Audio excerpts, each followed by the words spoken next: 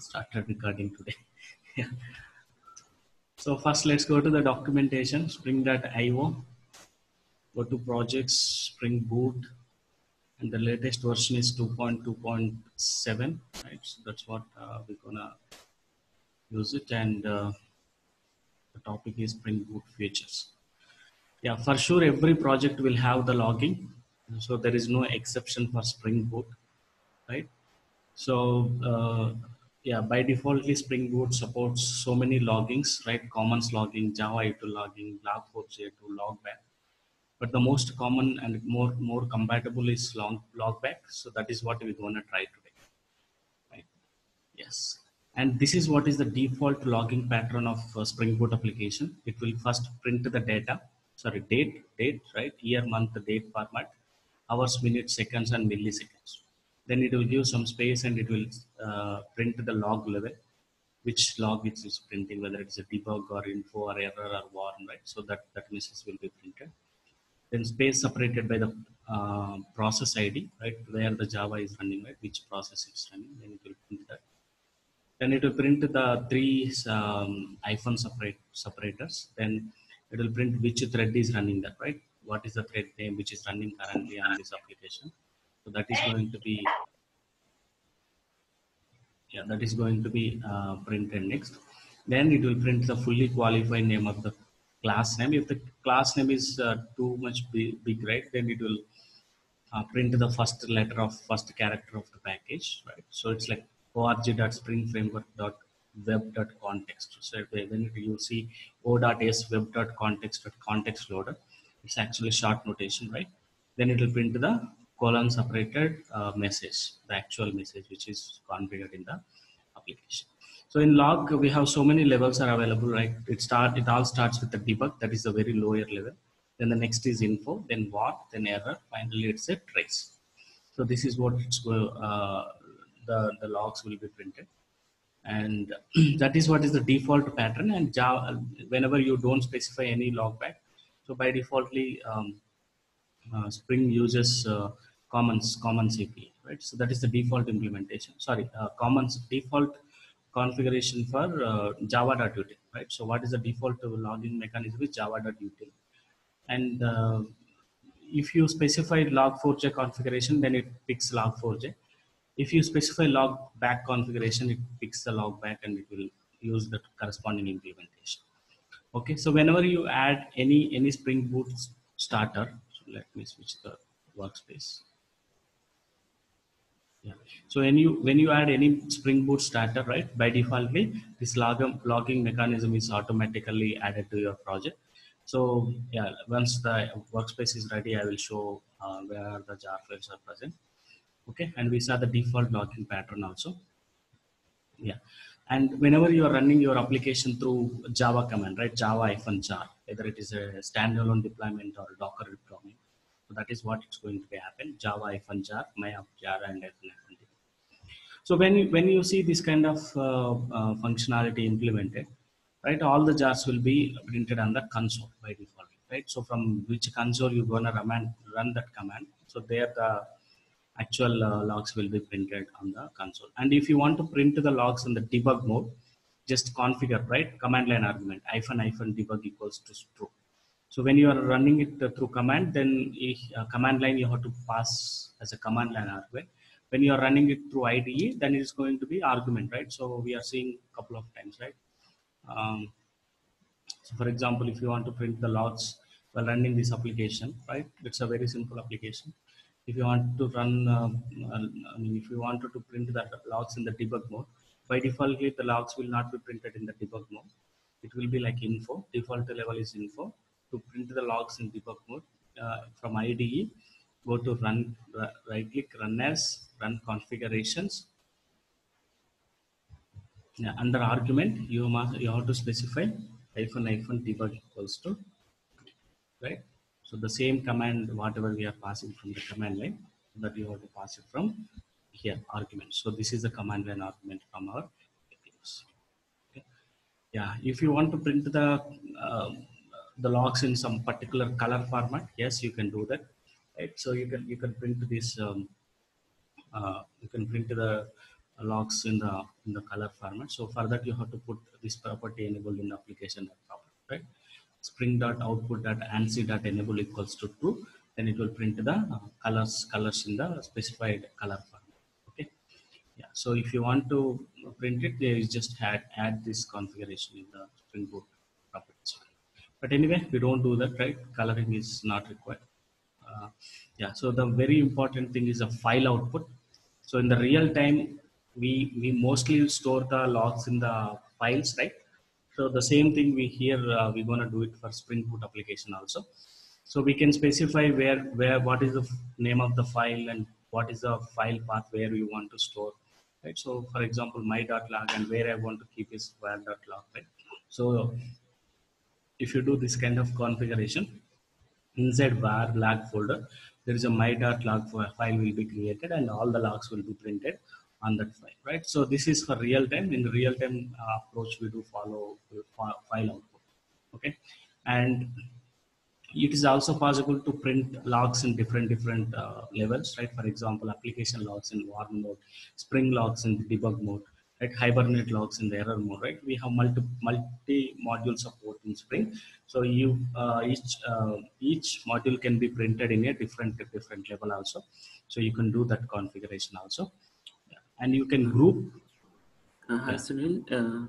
Actually, like if I want to store all the logins into a database, like is there any That you have to handle it by programmatically. So programmatically? Okay. yeah, we don't do it directly, right? We don't do it directly.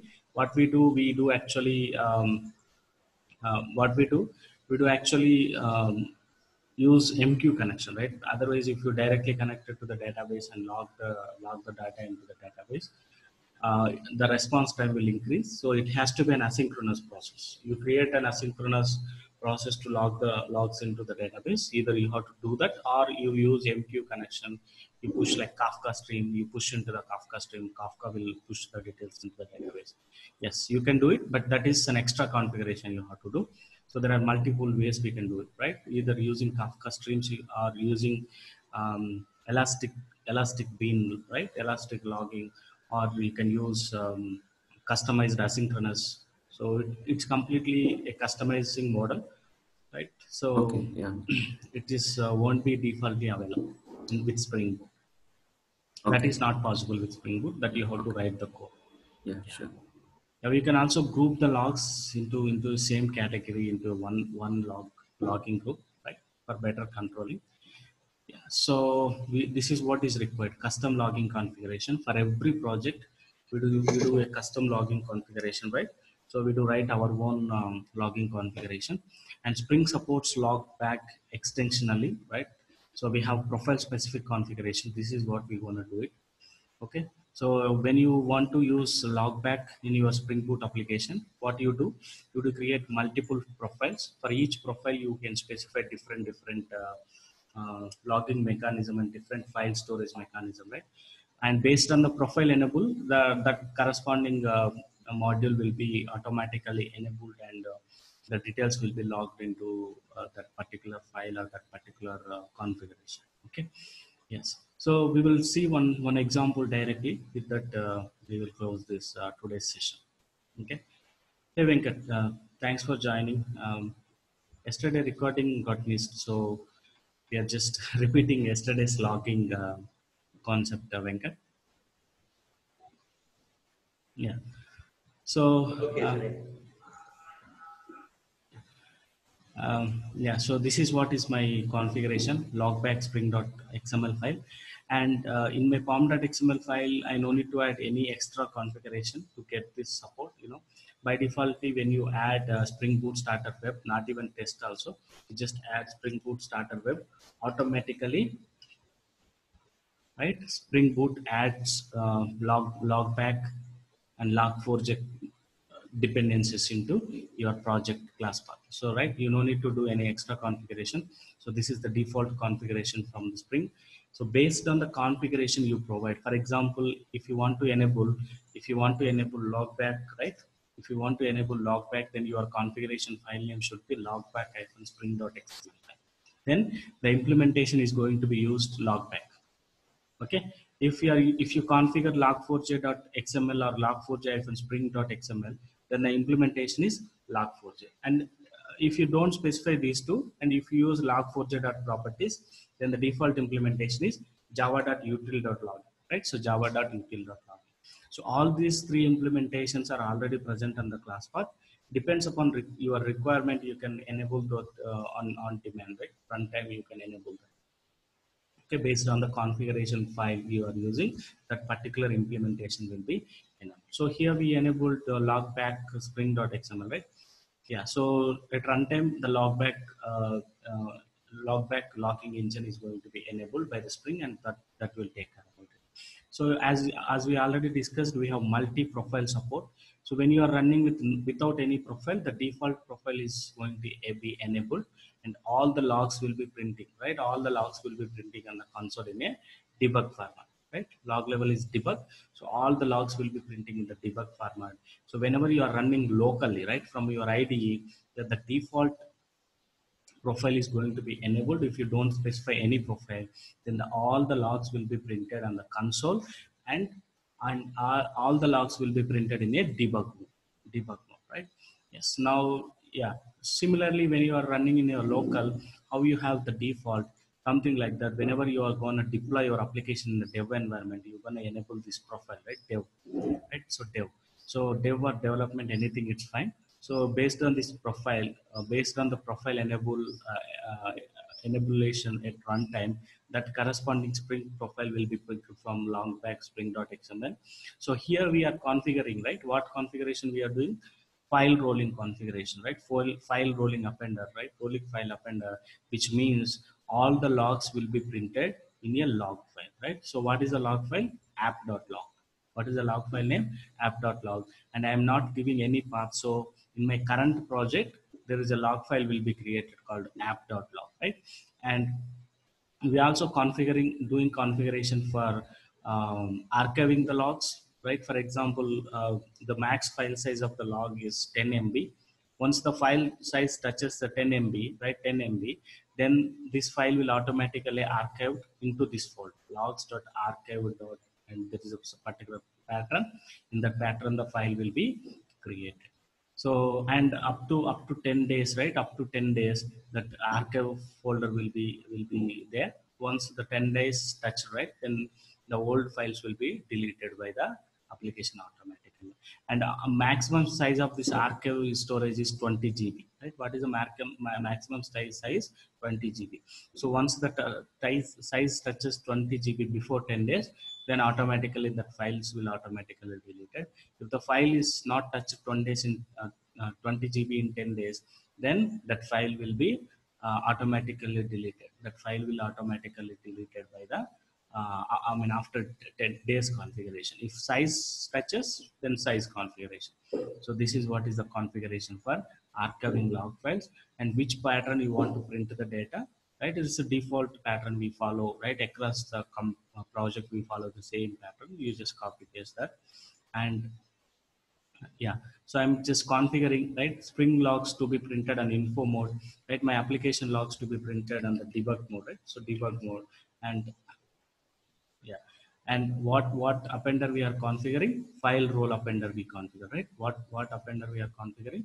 File appender we configured. So we just we can just ignore, right?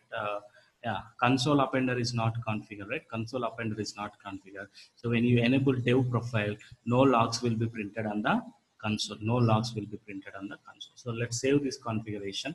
Just go to your application and run again. So without profile, let's start with the without profile. So this is my application, right? Logging. I don't see any profile is enabled. So let's disable this dev profile, right? Yeah, no profile, without profile. If I just start my application, where you see all the logs will be printed on the console.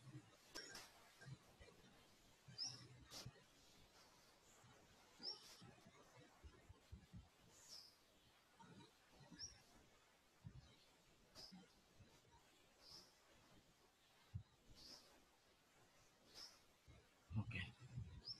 See, all the logs are printing on the console whenever whenever we enable, right? No profile. So the default profile and all the messages are printing on the debug mode. All the logs, debug mode, right? Spring logs, application logs, all the logs are printing on a debug log, right? So this is all about default profile configuration. And in our logback spring.xml file, right? So the default, which configuration we are using, logback console appender configuration we are using. So all the patterns, right? Date, time, month, and everything, right? And what is the pattern? Everything will be decided by the logback, right? So this is with the default, right? And let me go to my physical system folder, right? Uh, Microsoft workspaces, and here is my not, sorry, Spring Boot core workspace. Yeah, here I have the project logging. So let me delete this app log and logs folder. Okay. So yeah, so now no log files, no archive files, right? So just let's try again one more time without profile. See, as we didn't do any file appender, right? So no logging files will be created. So whenever you run with the default profile, and as we didn't configure any file appender, right? So no files will be created, log files will be created, and all the logs will be printed on the console. So that is without any profile, right? So like local something like that, right? Profile can be like you configure as local. So local whenever you are running, so no need any files, right? So all the files will, I mean all the logs will automatically printed on the console itself. Okay, so that is all about local. Now let's change. Let's go to uh, application.properties and just enable the dev profile. Right? Let's enable the dev profile. So to enable the profiles, you have to use spring.profiles.active Active. equals to dev. Yes, there we go. So let me run this application. Now we enabled the dev profile. So in our dev profile configuration, we are not using console appender, right? So we are not using console appender. We are using only file appender, right? So no logs will be printed on the console now. All the logs will be printed on a file. Which file? App.log, right? Which file? App.log, and there is no path given. So there is one app.log will be created now after running this application because we enabled the dev profile, right? So let's run this code and you see the difference here, right? Profile based management. How the profile based management is happening? See, only the banner got printed, right? Only the banner got printed. And see, automatically there is a file, right? App.log file is created. You just open it. You see there are so many logs present, right? There are so many, right? So, and default logging is info for Spring, but our application is debug, right? So our application logs printing and debug mode, right? So com.event.it.spring log boot logging application. So this is our application. So our application configuration, what we give, debug, right? So our application logs will be printed in debug mode, and all Spring application logs will be printed in info mode. So yeah, we will do one thing. We will change this info to debug. So now you get so many logs printed on the console, right? After changing this info to debug, and if I run the application, right? So now there are only 14 lines, right? 14 lines. If I just run this application again, only banner will be printed, right? Only banner will be printed. Now let's just go back and see there are so many logs, right? So around 1,000, right? Thousand lines are added, around 1,000 lines, right? Because now we enabled Spring logs in a debug mode. So if we enable debug logging, right? Debug logging, there are so much data is going to be printed on the console. So okay, dev environment, we can print the logs in debug mode, no problem at all. And once the file touches the 10 MB size, right? If the file touches 10 MB size, what is the size now? 97 KB, right? After what is the size now? 97 KB. If file touches 10 KB, right? So 10 MB, as per the configuration, if file touches 10 MB size, this will be archived automatically. So to show that archive demo, right, what I will do, I just delete this. I just delete this and change the configuration. Instead of putting 10 MB, we will put 10 KB. I think The application is running. That's why I'm not able to delete that file. If I stop the application, now the file can be deleted. Yeah. So instead of 10 MB, I will give 10 KB, 10 KB, right? Whenever we run our application, or else like some 50 KB or like 25 KB, right? So 25 KB. So whenever the file size touches 25 KB, the file will be automatically archived. So after doing this configuration change, see now there are no log file related, right? Log file related. So for your better understanding, we will do one thing. We will put these logs in a logs folder instead of directly putting it direct folder. We will put inside a logs folder. So whenever I run this application, right, so you see that there is one logs folder will be created. Yeah, above also it's a logs, right? So logs folder will be created. Inside this logs folder there is one file created, that app.log, right? In my application there is a logs folder will be created. Inside that there is one app.log file will be created. If the app.log file size touches 25 KB, then automatically there is another folder will be created inside logs called archive. Inside this archived folder, my file, right, once the file touches 25 KB, 25 KB, so this file will automatically archive. Yeah, logs.archive. So this file will automatically archived into that folder. So let's run and see whether that is working or not. Yeah, we start the application, right? We start the application. Yeah, the application would have started.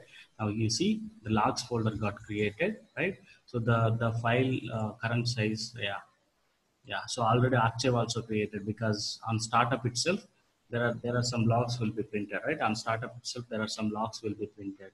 See what is the size of the app now? 70 KB. So if I just go, there is one file already got archive, right? Archive. So if I just go back and reopen, now archive has one file, right, which has 26 KB size, and unarchived file has 70 KB, right? So once files touches that size, it automatically archives. So if I stop and again start, you see there are a couple of folders will be created. If I stop application and again restart, right, log files will be appended, right? So it's like appending approach. So existing log file, on top of that it's gonna apply a new logs will be appended, right? So just go back to your log file, right? So this file is keep getting updated. Just you see there are multiple files will be created inside Varka, right? Because there are multiple files getting archived, right? So this file, this storage will be there up to it touches 20 GB. So once it touches 20 GB, that file will automatically, that files will be automatically cleared from that file, right? This is what we do in the real time. We do store the logs in the log files, not in the console appender. So you have to do this kind of configuration in your project. And most probably this is one-time configuration. We don't do the changes very frequently. At the time of writing your project, right, you do this configuration for one time. Okay, so that's why you like all the developers will not get chance to do the log by configuration. Mostly it should be done by some lead or some architect in your project. So so that's why like all the developers will not get chance to write this logback configuration, and this is one time setup. So you just do this logback configuration for one time, and that can be used for like how many years you want to use that logbacking mechanism in your project. It will be still remains same, right? So it won't change. Okay. And how we have a dev configuration, something like that, we have a production configuration also. Mostly in the production, we don't print the logs in debug mode, info mode. We will be printing in error mode or warning mode, right? That is what we configured. And we are storing in a different path, right? So now last time we stored in yeah, logs app log. Maybe in production, you may have a different folder structure. So you can specify what is that folder structure. Then the logs will be created inside that folder, and the logs only printed on error mode or warning mode. And same archive mechanism is still same, right? So this is how we usually do a logging configuration for our Spring Boot application. You know, for every project, right? In real time, every project will have a logging mechanism. So no exception for Spring Boot, right? But Spring Boot has so many inbuilt support, right? So many logging supports inbuiltly. Java.util.logging, log4j2 logging, logback, But Logback is little powerful when compared with the remaining tools, right? So that's why we have an extensive support for Logback, and so the file name itself will specify what configuration we are using, right? So if it is log4j Logback, right, then we use if it is a log4j, then the file name should be log4j log4j.xml or log4j hyphen spring.xml. Let me check. That should be there somewhere. So log. Sunil, we cannot have properties file or what? Only log4j.xml or Yeah. If it is a logging.properties, then Java util logging will be enabled. So for logback and log4j2, it is always XML. XML configuration. Yes. Okay. Yes, right. That is what they specified. If they would have been supporting it, they would have been added some properties here. If it is not there, so it is only XML configuration. Okay. Yes, please. Okay, so by looking into the configuration itself, we can say which implementation we're gonna use at runtime. If it is a logback, it is starting with the logback XML or logback Spring XML. So some Groovy script also you can write it. We do this if you want to do a Groovy configuration, but mostly it should be XML configuration in most of the projects, right? So by looking into this name itself, so okay, if it is starting with logback, then it's a logback implementation. If it is starting with log4j, then it's log4j implementation. If it is a properties file like logging.properties, then it's going to be your logging Java JDK util logging. We are going to do some customization also you can do it, but mostly we go with the default configuration, right? Why we need to do the extra configuration to change the file name? But we should write the configuration, right? The configuration will not be same from project to project. For sure, it's going to be changed. Whatever we are seeing, this is just a model, right? So this may not be the same in your company. So they may have customized rolling appender also. Might be possible. Instead of using the logback, some rolling appender, they might have their own rolling appender, right? And their own pattern of printing the logs. And the size will obviously will change, right? The storage size, archive size, patterns, parameters will change, and the name of the archive pattern, right? And the name of the log files will obviously change from project to project, profile to profile, obviously. So that is what is all about logging in Spring Boot application. Okay, so with this we are done with the complete Spring Boot code. So next we have to jump into writing microservices, right? And start writing RESTful web services. That is what our next topic. But anyway, today we thought to stop here, right? So whatever we discussed, any questions? This is the second time repeat, right? Most probably. Yes. No question. Already seen the second time. So this is like a recap, like boring, right? Movie second time watching will get bored. Yeah, obviously. Just for our future reference purpose, we did this video because we lost yesterday's video, right? Yeah, so, thank you very much, Arjun. Yeah. Okay, you're gonna write a complete microservice using that future.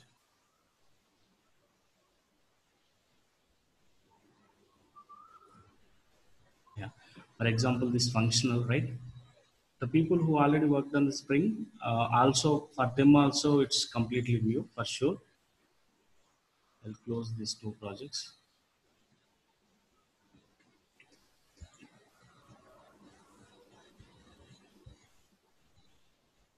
It is taking a while to get the environment ready. So just close projects. Okay, so here we go. Yeah, I'll open all the files. Okay, you just notice, do you see any controller, REST controller? Right, so this is our plain Spring Boot application, right? Plain Spring Boot application. Okay, so this is handler class. We know already component, we know already auto-await. There is nothing new, right?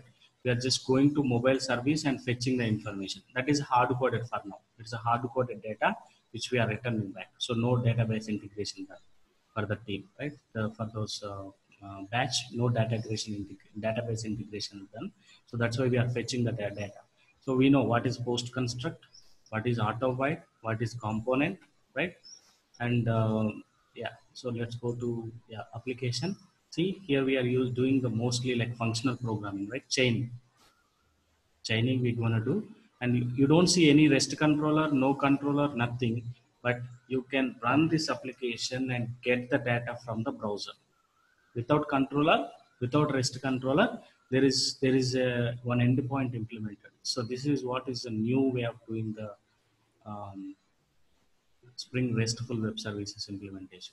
Yeah, now the server is started. What is the URL? Get all mobiles, right? Just go to browser and type localhost 8080. Till now we didn't do this, right?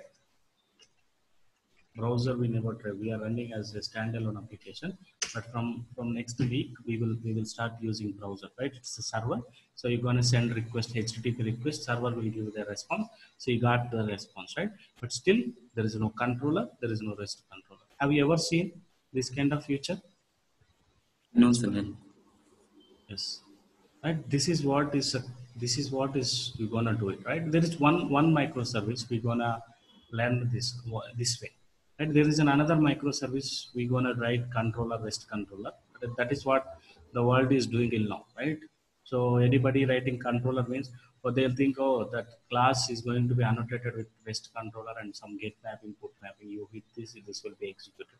But how it is happening, that is what we have to learn, right? Anybody can write this. No need to have a good knowledge on Spring. No need to attend the training to write this program. For sure, I myself, I will tell you, right? You no need to attend this training. You don't need to pay money, or you don't need to sit this many long hours to write this code. That is not is the code. When you can write without attending my session, you go to any tutorial, you just do copy paste, you can easily understand. But what we're gonna learn on top of that, how the things are working in the background, that is what we're gonna learn. And there is something new where like this is completely new concept, right? It's like it got introduced last year October, sorry, August, right? And which is available only very latest version in Spring and Spring Boot. Okay, so without writing REST controller, without writing request mapping, you still serve HTTP response, right? How it's going to be happen, we will see, right? And this is what is the future, right? I will tell you one small example because Spring doesn't have full support for this, right? Spring itself is developing this concept. So maybe in the next couple of months, it will like fully equipped. Now it's a month's baby, right? In next couple of months, this will be becoming like a fully equipped, fully trained warrior, right? So by that time, you don't see any REST controller, you don't see any get mapping. It's like fully functional coding, right? It's like a fully functional coding. I'll show one more magic, right? Now, at least we are calling this method to serve the response, right? We are calling this method to serve the response. If I wanted to go a full functional programming, I don't need that separate class, right? Separate method also. Here itself, right? Here itself, I can write the code. So request Lambda expression can serve HTTP request. Okay, so mobile service dot get all mobiles, and here this can be converted into server response, right? Server response dot okay dot body. Okay, yes, we are done with writing on controller on get mapping. This Lambda expression, it's gonna fetch all the mobile details and it will convert automatically into server response. For sure, you are not able to understand what is happening here, right? This is what is a functional programming, and this is what it's going to be the future way of doing, writing the RESTful web services in our Java. Okay, no more REST controller, no more controller. But now at least this is under development. If you start now, right, you will be the first person you can put in your resume saying that functional RESTful web services implementation, right? In your resume, you can mark functional RESTful web services implementation. So that is what is our like peaks learning, right? So this is how you do write your RESTful web services. No controller, nothing, and a simple Lambda expression, right? A simple Lambda expression. So again put the things back, right? Day 2 session, day 3 session. Here I'm writing the Lambda expression, which means what I'm doing, I'm providing implementation for a functional interface, right? So this is equivalent to functional interface. So what is that functional interface? You know, this is equivalent to an object of handler function, right? So this is what is going to serve the response handle, which takes the request, servlet request, service request, sorry, not servlet request, server request, and which going to serve the response as server response. Okay, so that Lambda expression is an object of this for this handler function, functional interface. This is already we learned in our session 2, right? The same concept is going to be used on your 18th session or 19th session. Yeah. Right. So is it a supplier or like? No, function. Yeah. Right. This is a custom Lambda, custom functional interface, not a predefined. Okay. This is written by Spring people, but they built for them the reference is the whatever we discussed in day 2 session, right? Function, predicate, the same structure one. So this is another flavor of function. Okay, another flavor of function. That's it. But it's again a function only. Just next level of function. That's it. It's just little customized function, right? So instead of taking T type, they hard coded it to server request. Instead of taking integer and all, so they hard coded. Okay, this method will take only server request. It won't take anything else. Okay, and the response is server response or any child type. If you wanted to create some customized server response, right, you can do it. So you can still return that, right? Server response or its child type can be written. So that's how it was written.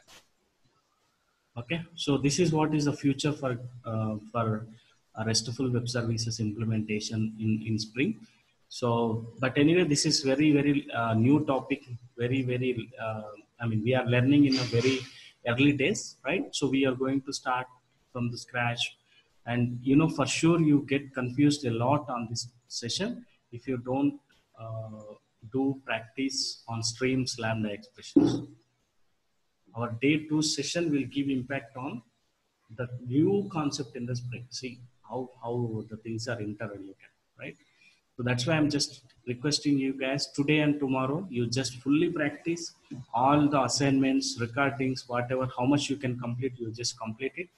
From Monday, it's like fully, you just try to complete on daily basis, spend at least 1 hour, minimum 1 hour to complete the session, whatever we discussed on daily basis, and then any assignments given, yes, you have to complete it. Okay. Okay, guys, thank you. See you tomorrow. Any questions? No questions, Sunil. Okay, somebody. Okay. Okay, team. See you tomorrow. Yeah. Thank you, Sunil. Yeah. I will cancel tomorrow's meeting. Yeah. Tomorrow no meeting, guys. Yeah.